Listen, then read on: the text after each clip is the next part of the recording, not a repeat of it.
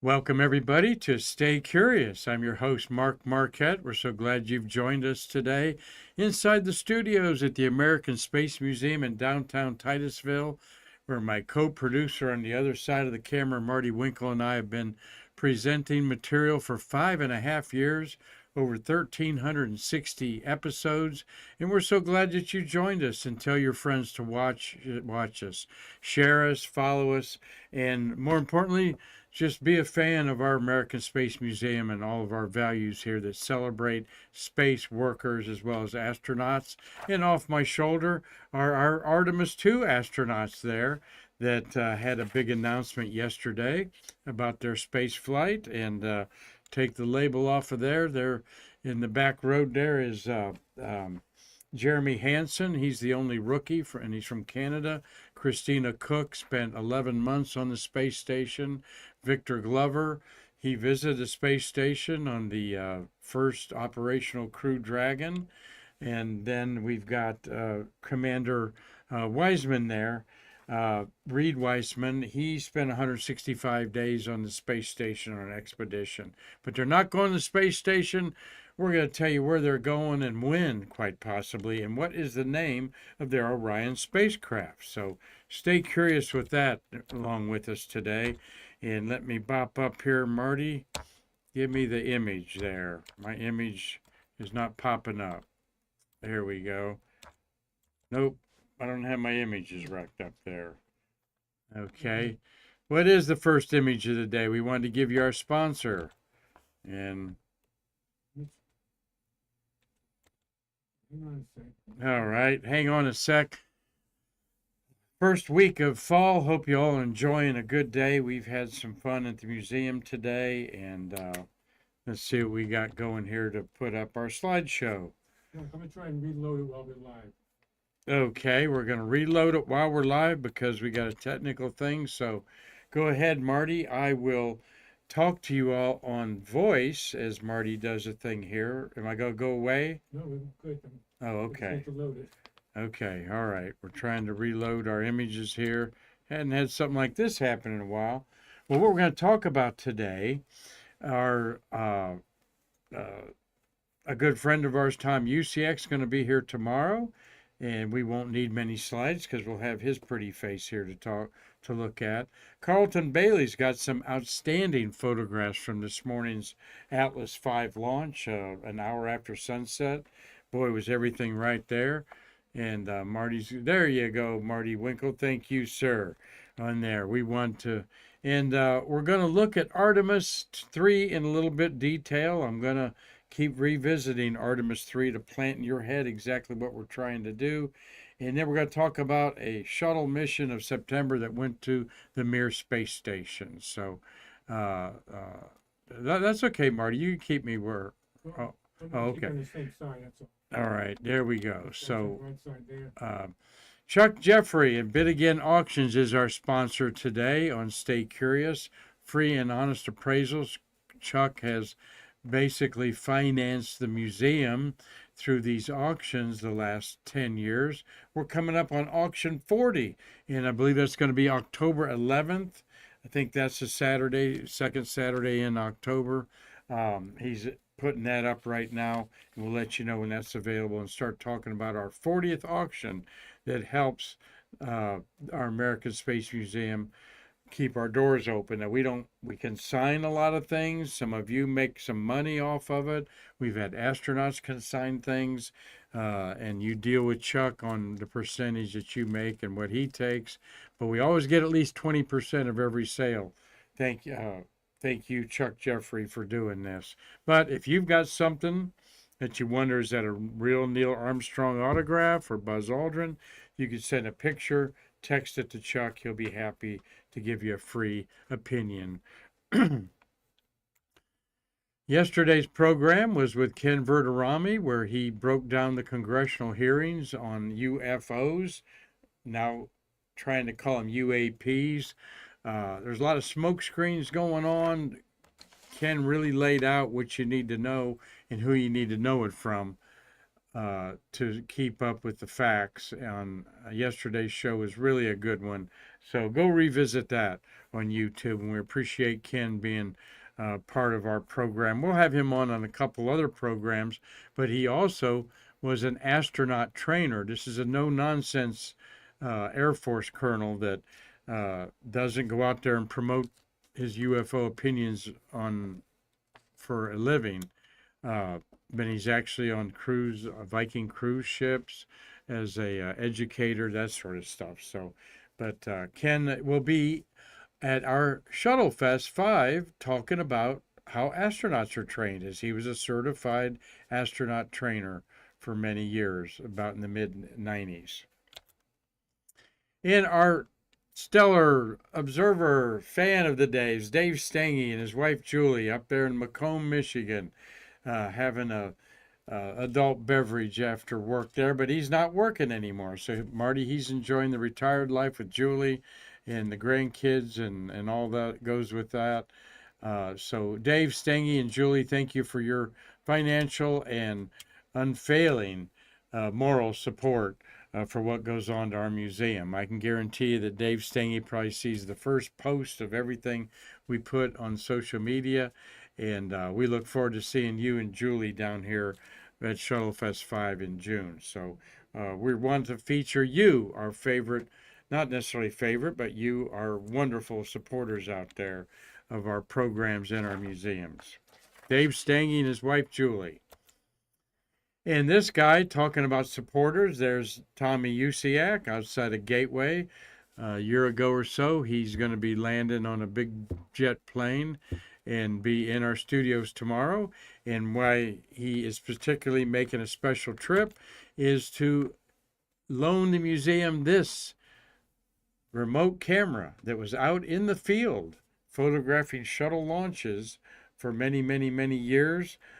We've got you set up, Tommy, with and here's the one of the posters that they put together for us. He and his brother Mark Usiak, along with Steve Nolte and Bob Preston, and all four of them were a team to cover over 40 launches. Then they taught Carlton Bailey how to do these launches. So we're anxious to get this new exhibit up, and we'll show you pictures of it tomorrow, what it looks like with Tom here in the studio.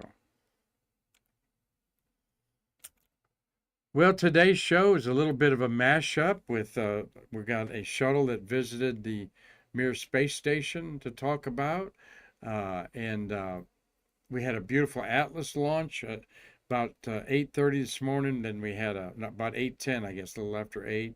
And then we had a very cool early morning launch. That's the one that got me up, Marty. I was already up for the other one. It looked pretty in the night sky, and that's a picture Carlton Bailey took. And then we had an announcement of what the Artemis II crew wants to call their vessel that's going to take them around the moon. So let's get to the launch this morning. Carlton Bailey, good light.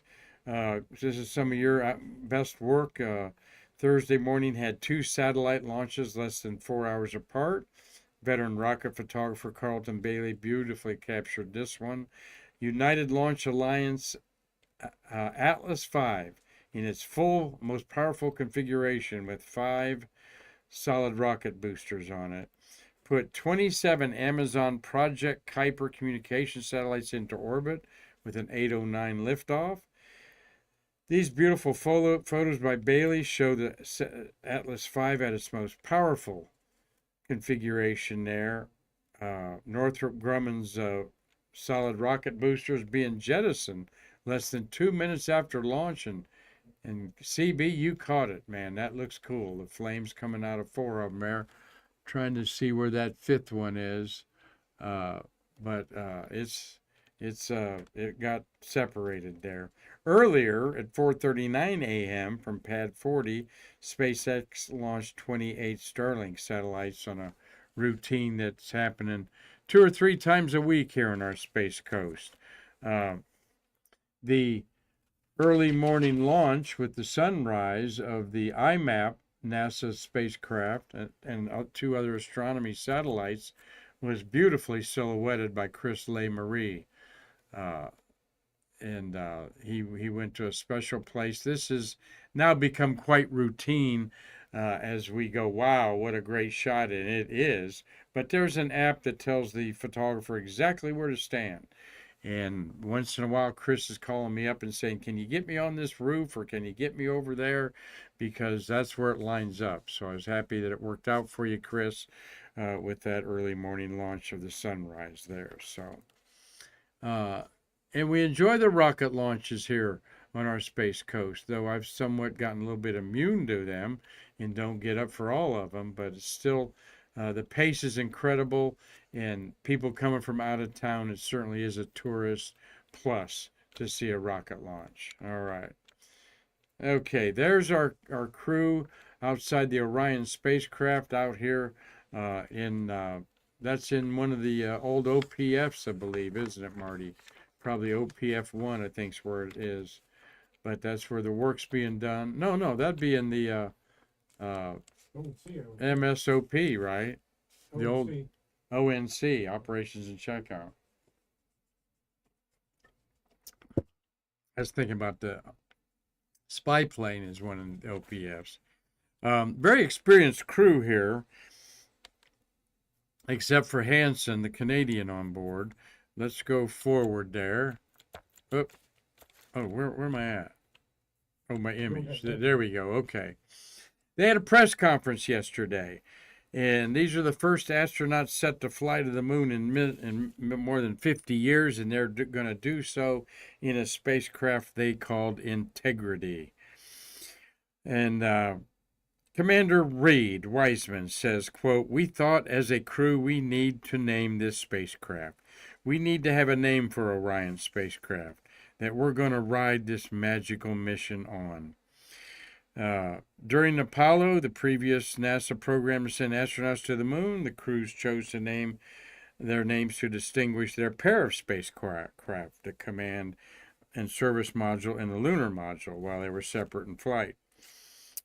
Later vehicles like NASA's Space Shuttle orbiters and the Dragon capsules, which became reusable, they named them to engage the public and impart a sense of character to each spacecraft. So, in an article that's on Collect Space by Robert Perlman,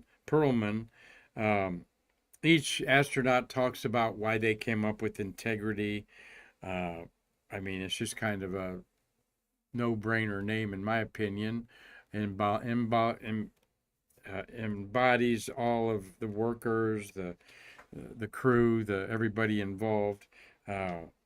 And Weissman said, "We're bringing together the world. We're bringing together an amazing workforce, and they're bringing together an amazing vehicle." Well, that's beautiful things to say. It is quite amazing indeed, in my opinion, that this vehicle has been in production for 20 years and has not been flown yet by a crew. And I saw a date today thrown out of February 5th, Marty. Fox TV local stations threw out a February 5th date. It's going to be no later than April. All right, February 5th is a little earlier than I've been hearing. I heard towards the end of the month. But nonetheless, this is getting exciting as Orion is fueled. It will be, or Integrity, we should say, is fueled, and will be put on top of the stack of the Space Launch System here in the Vehicle Assembly Building shortly. And so we're going to look at what is the flight path of Artemis II, and let's look at Artemis III and what's being said about the possibilities that it ain't going to go to the moon by the 2027. Great photo here. Maybe Carlton took that or Mark Usiak. But there is the Orion spacecraft that was used on the Artemis I launch up there. That's I just like thinking about these astronauts walking across that to go to the moon. Here's the profile that they're going to take, okay? This profile over my shoulder, there's the moon. All right, they're going to go up into orbit and then be boosted out of Earth orbit to a 3.5-day voyage to the moon. And guess what? They're not orbiting the moon. Okay. They're not even coming that close to the moon. They're going to be 5,000 miles away from the backside of the moon. I don't even think they'll be out of communication because they'll be above or below. The moon won't be blocking them, Marty. So I really question this mission personally. Why risk the lives of these people for something that a free return is what it is, basically. They have a minor correction when they get far away from the moon. Yes, they're going to be the first humans to go to the vicinity of the moon and go this deep in space since Apollo 17 in December 72. All right, so it's going to be 53 years. And there's a lot of danger involved with that. They will go further than Apollo 13 did, which was the furthest that man has got from the Earth ever. So they will set that mark. But part of the profile of going to the moon and landing is putting this Orion spacecraft in a polar orbit. All right. And I don't understand why they do not want to try to orbit. Yes, they might not have enough fuel planned for this mission, so you put enough fuel on it so that you can put yourself in a lunar orbit and then take it out to come back home. Yes, Steve Jokums, great to see you there. They decided to go in.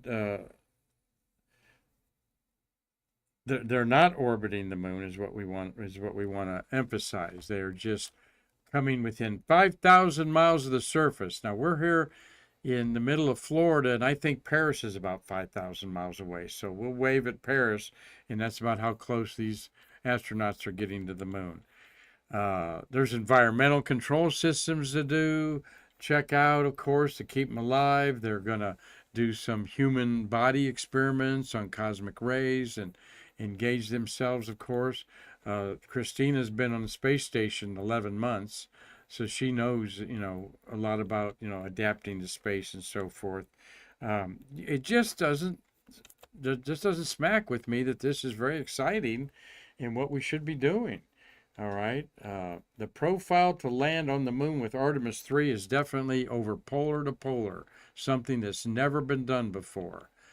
We know in Apollo 8, it was late in coming around the backside of the moon, the radio signals, Marty, because its speed was slowed down by what are called mass concentrations of gravity lumps of lava that may have frozen on the backside of the moon. There were anomalies into what we thought was the gravitational influence of a spacecraft around the moon. You know you're going to have those when you go north to south. So anyway, God bless them. They're brave. This is a very bold, daring mission. And to ride this rocket, all right, is going to be something. They're going to be jiggling and just tossed around in that thing. But we did have a mannequin in there and other sensors to know that at least they can endure all of that. So look forward to this. Hope it's a daytime launch. And so far, I have heard February 5th as a launch date for that. So let's look at Artemis III here just a little bit real quick. If this is a success, and we pray it is, then we're going to go land on the moon, okay? And we got a whole bunch of things to land on the moon that we've never, ever thought about before. And I'll show you those here in just a second. But here's the profile to go send Orion to an orbit around the moon, okay, in this big ellipse down here. This is about 200 miles above the surface and then goes out to 6,000 miles, I think, something like that. They keep changing it, and I haven't put my finger on it. But it is a big ellipse. What is the orbit that Orion would be in with two maybe astronauts on it while two are on the surface of the moon? 6.5-day orbit, folks. A 6.5-day orbit. And then above my head is Orion's there waiting for the Starship to arrive. a fully fueled Starship so that it can land on the moon and then have enough fuel to get off the moon. All right. Well, it needs to be refueled once it gets into Earth orbit because it's used all of its fuel to get in Earth orbit. So it's got to be refueled there. We don't know what that's going to look like exactly because we have maybe transferred a teacup full of material in the payload bay of the shuttle practicing fueling spacecraft. So that's a big unknown. And then we got to lift off the moon once we land on the moon on the South Pole. What is missing that nobody's talking about anymore is Gateway. Gateway has disappeared from the Artemis until maybe Artemis 5 or 6 is the long projection. We're going to land on the moon for 6 days or so on the South Pole on Artemis 3. All right. Then Artemis 4, we may stretch it out a little bit longer. And then Artemis 5 or 6, we have what we call the Gateway, where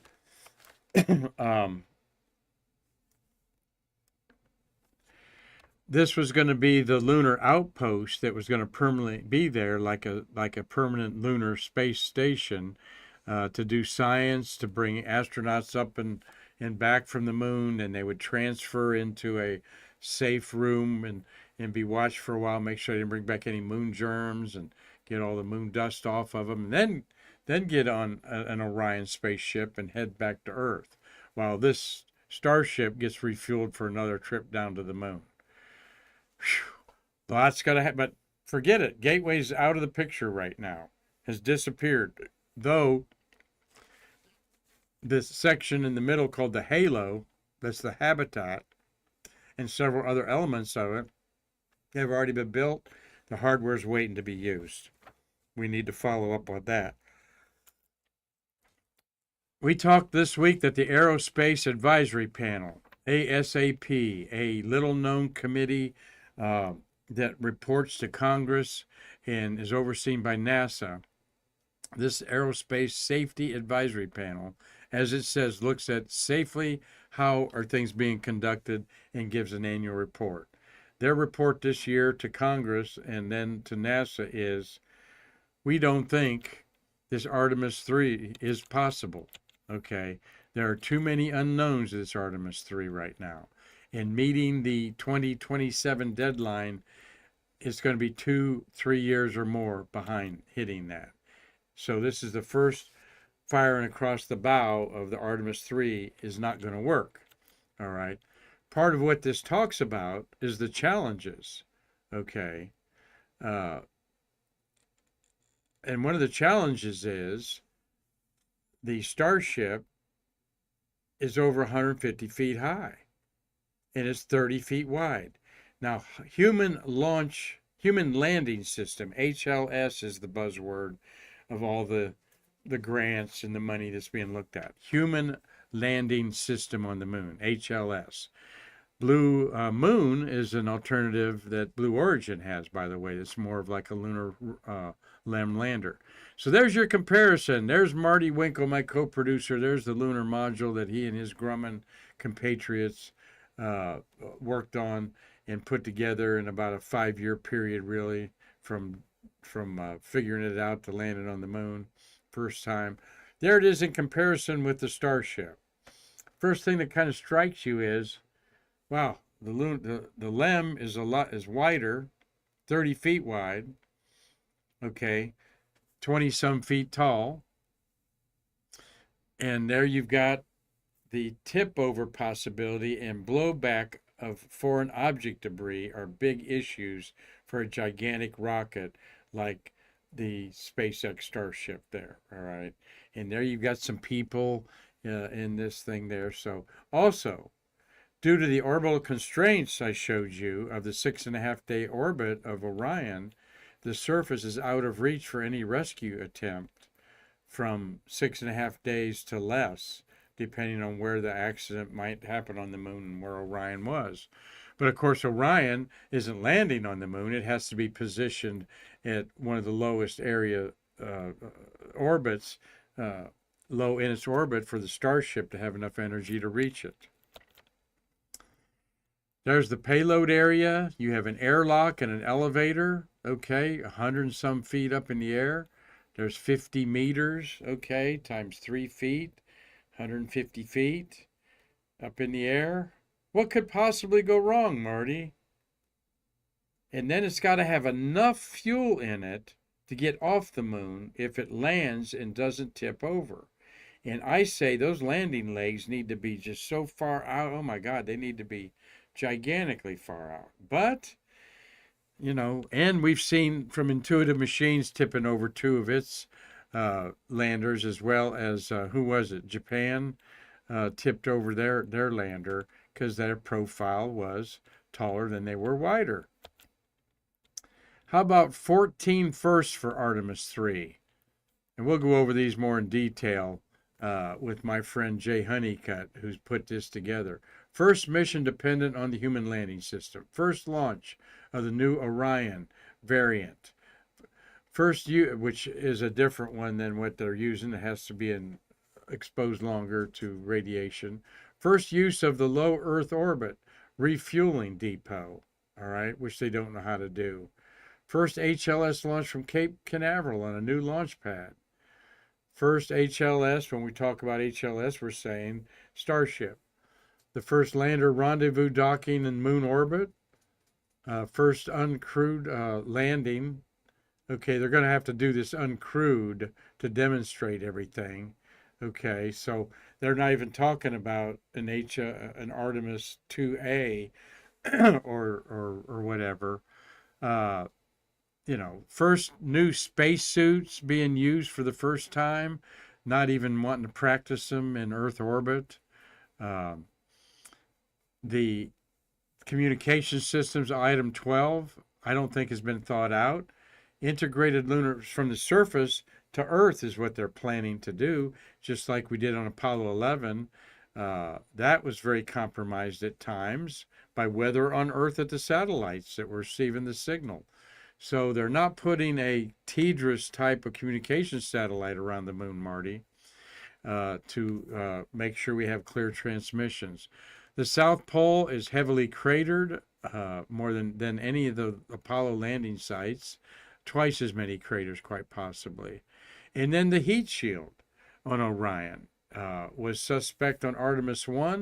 They said they got it all fixed on Artemis II, but they're going to change and redo a new heat shield on the Orion variant. So there's just a few things to nitpick at. And then let this sink in a second, Marty. Just pretend that is a Starship out in Texas being put together. Just look at that for a minute and think about that on the moon with nothing around it. The only support systems are what are in this spaceship. All right. What could possibly go wrong? And this thing is heavy. There are caves and structures underneath the moon's surface, just like Earth, that maybe they land on one in the South Pole and it caves in. So a lot of the old timers want to see more. They want to see it happen, Marty, but they want to pump the brakes and let's keep testing this vehicle without people, keep testing things until we get it figured out. So there's where we are with Artemis. These are facts, folks. This is not made up. These are the first for Artemis III. That doesn't even include an uncrewed mission there for a vehicle like this, that oxygen, methane, is the fuel there, and then an airlock, okay? And you're 100 feet up in the air, and if that elevator doesn't work, I guess they're going to bring some 125 feet of rope from Walmart or something to throw out and shimmy it down. It's only 1/6 gravity. You can do it. You get down easy, even shimmy up just as quick. So, well, I hope you enjoyed a look at that. Keep reading, keep us telling us what you think we can do to get to the moon. Yes, Michael Bruno wonders how long a rebuild of an Apollo lunar module would take from existing designs. Marty, you got any answer to that? No, but I would think, yes, I would think Blue Origin has an idea Theirs is similar to the lunar module. I haven't seen any literature on it, don't know anything really about it, but it looks like very similar to the old LEM. It's at least Yes, not near as tall as that. it does. It Starship. and the Shamu, yeah, mostly Park is saying Shamu the whale. That does look like Shamu there. What was I thinking about? Oh, well, Marty, we've driven by the campus of Blue Origin, and they just finished a building that's got on the side of it Lunar Building 1 with the big falcon feather on it. Not falcon feather. That's what confuses me. Blue Origin's using a feather, and you got the falcon of SpaceX. But you've seen that, right? Oh, yeah. Yeah. Can't miss it. Yeah, right. You can't miss it. So, Lunar Building 1. So, what does that tell you? That I think Bezos is building his own lunar modules. Well, no one says we can't land them on our own, Well, he and is they'll building prove that it works, and maybe take this away. The human landing system will be on that. So, Jim McDade, like all of us, is hoping for a new wave of enthusiasm for space exploration following Artemis II. The imagery and commentary from astronauts describing their pass around the moon could be very inspiring. Is it going to be that inspiring? Then orbiting 60 miles above the moon, and which that was so inspiring to hear Al Warden talk about it. The spectacular mountains and so forth. You got to have some binoculars with you from 5,000 miles away to see some really spectacular things there. I don't know. I think we're missing an engineering attempt because it is a free return launch trajectory. They don't have to do much to make a course correction to get them coming back to Earth, and that's what Apollo 13 did. So. But Jim, I'm with you, buddy. I'd love to see people get enthusiastic about going back to the moon like we were in the 1960s. But I just don't see it manifesting itself, and except maybe in China, and they're getting very ambitious about it. Well, thanks for letting me talk about going to the moon. Fly me to the moon is something we'd all like to see happen in our time. And there's We Choose the Moon. That's right. There's Chris Calley under his wife Alias there. Great to see you, Chris. We choose to go to the moon, not because it's easy, but because it's hard. And this is making it pretty hard, maybe harder than it needs to be, incorporating in the human landing system this Shamu of a Space X starship. All right, let's look at some space history here and enjoy a brief look back in time to STS-86, launched today on September 25th, 1997. Okay, so that's 28 years ago.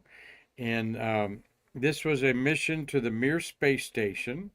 Okay, and that's the lower right-hand corner there. The second one in from the bottom. But 11 beautiful shuttles were launched in the month of September. And Columbia and Challenger were shut out. 4 for Discovery, 4 for Atlantis, and 3 for Endeavour. All right, none for Columbia or Challenger. And 65 astronauts can say, I orbited the Earth in the month of September. 5 of them women. We had 2 missions to the Mir space station, 2 International Space Station hard hat missions, 5 science payloads, 1 deployment of the important tracking data and relay satellite, and in the middle there is Space Lab J, the Japan Space Lab module that had Mae Jemison, the first female African American to go to space, and the first Japanese woman to go to space. I want to say Mukai is her name. But I didn't put up the slide. Shame on me, but let me read it while we're looking at the second one from the bottom there. The STS-86 is the 7th Shuttle Mir docking mission out of 9. The international crew included astronauts from the U.S., Russia, and France. The flags of these countries are incorporated in the rays of the astronaut logo. The 7 stars represent this 7th mission to the Russian space station. The rays of light streaking across the sky depict the orbital tracks of the 2 spacecraft as they prepare to dock. And during the flight, an American and Russian cosmonaut will perform a spacewalk. And the Mercator projection of the Earth illustrates the global cooperation nature of the flight. And this is a Mark Pestana design patch on there. So, where's my 86 notes here? Showing you the layout of the missions. Here we are on the 25th. This is the only mission in space, 2 missions, 79 and 86. Okay.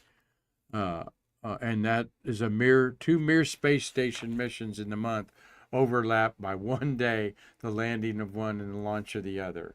And then at one point in time, we had 2, 4, 6, 8 shuttles orbiting the Earth on from the 16th to the 18th of the month. I like stats like these, so hope you do too. There's the beautiful launch, a nighttime launch at 5. When was that launch? 86 was 10:34 p.m. Now, that's my kind of launch. I like that time of the evening. And so that'd be a good one to watch. They landed at Kennedy. How many days later? 11 days later. Commander. I've got the crew here. There's the Mir space station. Those of you who don't remember what it looked like. It had added on things on it, but what you see here are where the damage was to the when a cargo ship crashed into those solar panels there, and the Spectre module was and that was before this mission. Wolf was on there when that's happened. Here's the crew. Seated there on the left is Michael Bloomberg, his first of 3 times. He was a pilot on this one. James Weatherby is on the right here. We'll see another picture of him. This was his 4th of 6 flights. Weatherby 5 times a commander and once a pilot. Behind him is Too Short. That is Wendy Lawrence on her 2nd of 4 flights. She would have stayed on the space station instead of David Wolf behind her, but they determined she was too short. Okay. In Scott Parazynski, over here, where's Scott in the EVA suit, which did an EVA? He was too tall for the Russian Sokol spacesuit on spacewalks, which was a requirement. So David Foale got to stay up there for 5 months. The other EVA astronaut is Vladimir Titov there, okay? And the gentleman on the left is Jean-Luc Christian, his 3rd of 3 flights. He's from France, okay?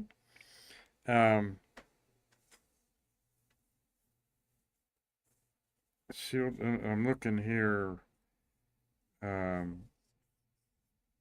a couple notes there. Yes. When Wolf was dropped off, that's he on his stay of 145 days, 134 of them on the Mir. He was up there on the collision of a Progress resupply Spectre module, and this is the damage of it there. That's when they left, when he was picked up there. So I wanted to make a correction of that. This gentleman here has an interesting backstory that I've heard tell around the luncheon tables a time or two. Have you been to a big box hardware store, Marty? And you turn around to go down that aisle, and they have the whole aisle shut off because they're restocking. And you may have to say, "Hey, can I go down there and get some paintbrushes?" You know, there, and then they may let you go around and get them. But for that moment, a few minutes, that aisle's shut down. All right. Yeah, I'm not going to name the big box store, but it's a hardware, outdoor-oriented store. There's several of them. This man is responsible for them shutting down the aisles. Why? He was in Houston at this big box store. Someone was stocking something on the other side of the aisle where he was looking at something, pushed something over that hit his shoulder and damaged his shoulder enough that he had to be taken off of a shuttle flight. All right.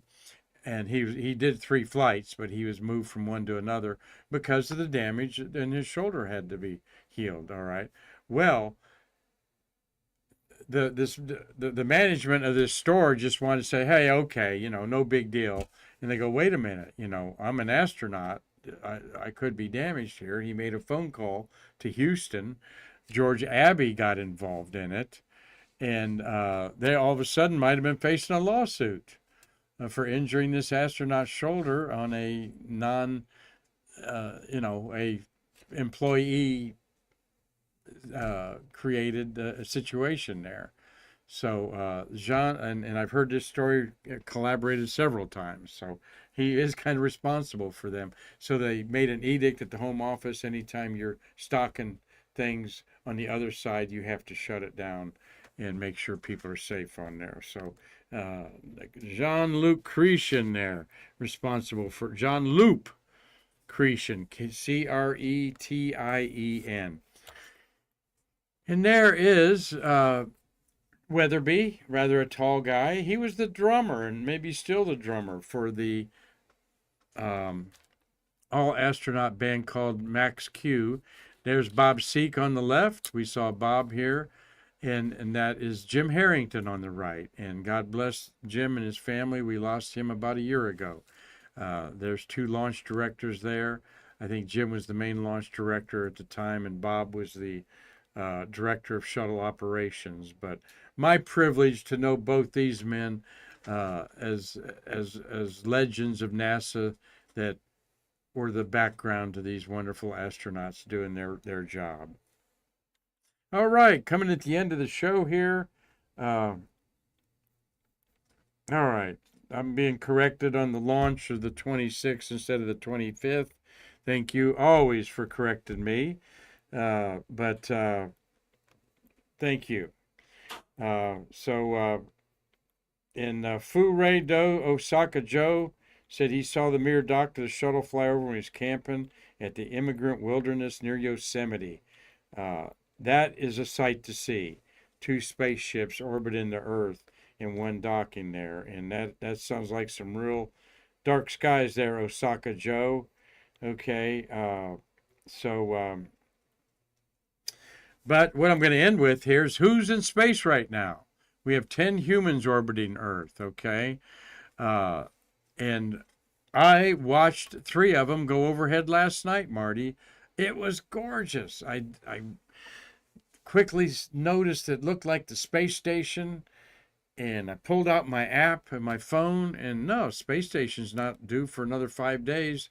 And I looked down, and it was the Tiangong space station going overhead, and it was so bright directly overhead. It was about a 5-minute pass, and those guys are going to be coming down in about. They're going to swap out that 3-man crew at the beginning of October. So they're at the end of their long 6 months up there. Then we got 7 on the International Space Station, 3 Chinese on Tiangong, and that was fun to watch last night. I saw a bunch of satellites I'm going to show you here in a second. Then we've got 3 Americans, 3 Russians, and a Japanese astronaut on the International Space Station on Expedition 73. There's an app for everything, and you can have an app to tell you when satellites are coming overhead, like the space station and the Hubble telescope, and it will give you what's in the sky, like is shown here, a dot to dot kind of. That's the Big Dipper is shown in the sky. Whatever type of smartphone you have, you can find in your app store and download it. And go outside like I did, even though I wasn't under dark skies. I had a couple torches, tiki torches on each side of the porch, and just looking around. And my God, I saw 5 or 6 satellites just like this. They don't blink. They move steadily. They're faster when they're overhead because they're closest to you and also brightest. And so I pulled up, a lot of satellites are overhead, and if you took a photo of them, the sky would really look like this on most nights. It really would. This might be like an hour exposure from uh, when twilight really takes a hold and you can see beyond the dusk to about an hour after twilight. So sun sets at 7:30. It's like from 8:30 to 9:30. All right, a professional photographer took this. This happens to be looking at Cassiopeia, the W on the left. That bright cluster there is the Perseus cluster on the far left, and the rest of it's Pegasus and Andromeda. But yeah, this is what you see sitting in your lawn chair. And the darker the skies, the more you see. And it's kind of cool. Some of them are Starlink satellites. Some of them are spy satellites going north and south. Some of them have people on them, like I saw last night, Tangong. So go outside, get your little starlight on your eyes. Also, there's some moonshine to be had as the moon is at a crescent phase, 4 days old. So you'll be seeing that in your evening skies as it heads the first quarter this weekend. So, Marty, anything else we need to be corrected on? And all right, we've got another correction. Tom Celentano says I'm right. Okay, when Steve Joachim says I'm wrong, and I don't care. Thank you all for being so interested that I need to be corrected. But the facts are the facts, and yeah, I thought it was on the 25th, but and Steve was looking at the universal time on there. So time is time. Time is relevant. Thank you to sponsor Chuck Jeffrey for all you do. You've got some time to check out space memorabilia. Go to his website at Bid Again Auctions, and we will be having the latest 40th auction up here by next week. So, Marty, thank you. Tomorrow we got Tom Usiak. Let's see Tom's pretty face there. There's the Stangies. Thank you for all you do. And there's Tom. So happy trip, buddy. And we'll be seeing you tomorrow here on Stay Curious. Talk about some current events and about this awesome new display that you are allowing us to exhibit here at the American Space Museum. So there we go. Let's go down there. So until tomorrow with Tom Usiak and whatever we come up with, I'm thanking you for watching, okay? And saying we had a great GoFundMe for our small fire we had 2 weeks ago. We've recovered from that. Actually, one of our employees ate lunch in the kitchen today, so we got by with just some painting up and so forth to get through it. So thank you all for your contributions. It'll be spent on our deductible for our things that we have to replace. So until tomorrow with Tom Usiak talking little rocket photography, I'm Mark Marquette saying we can't wait to see you in the museum to bridge the space between us.